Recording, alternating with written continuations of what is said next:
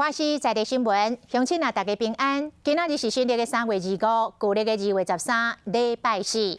新闻的头一条，这违规来超载，轰弄一个兵车，才知影原来9人座的厢仔车，竟然是载到14个人，这实在是真离经。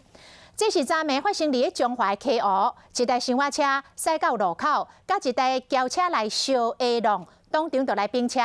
消防队到场来抢救，发现这个9人座的厢仔车，竟然是硬钱硬客载到14个人，拢是载菲律宾的女移工。是好你加载，拢敢若受到轻伤。也毋过这超载超到遮尔啊喊过，驾驶上悬爱罚款18000块。12路口发生车祸，轿车甲厢型车相撞，厢型车搁弄甲变轨，车内人赶紧走出来，坐伫路边等人来救。人数够济，甲算算的有14个人。现场的伤者有14名，分别为女性，均为轻伤。14个受伤的拢是菲律宾籍的女移工，有人头壳弄着，有人手受伤，有人腰会痛。被送到4间病院去治疗，加在干那轻伤尔。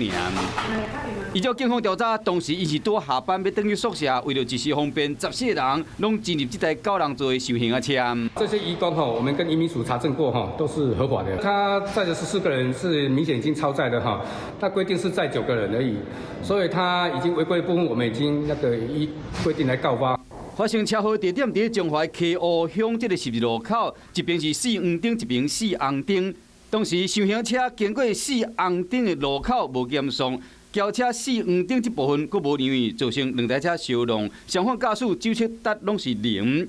若厢型车驾驶违规超载，载14个人，上济可能会互人罚18000块。